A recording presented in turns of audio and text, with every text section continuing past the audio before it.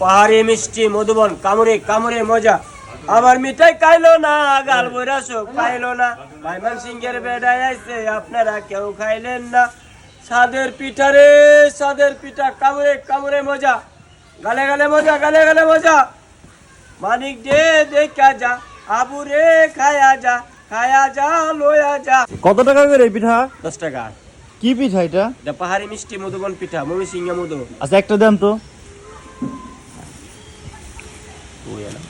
গান গাও, গান গাও। এটা কি মিষ্টি শুধু এইভাবেই দিবেন, ভিতরে কিছু দিবেন না? ভিতরে দিব, দেন। ভিতরে দিব না। রিয়েল ভাবে হ্যাঁ ওই দেন।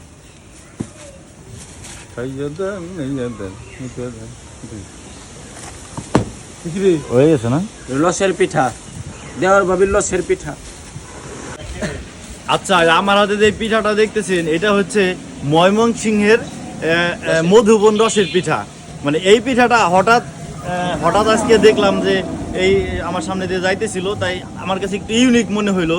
তাই ফরিদপুরে সচরাচর এই পিঠা কোথাও দেখা যায় না, এটা নাকি ময়মনসিংহের পিঠা। তাই আমি একটা নিলাম, একটু খাইয়ে দেখি কেমন লাগে।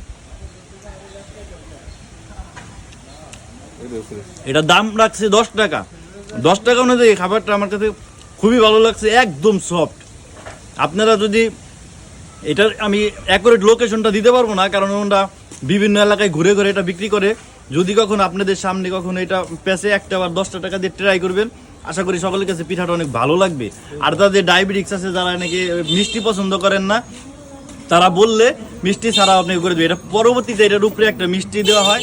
তা আমার কাছে পিঠাটা খুবই ভালো লাগছে।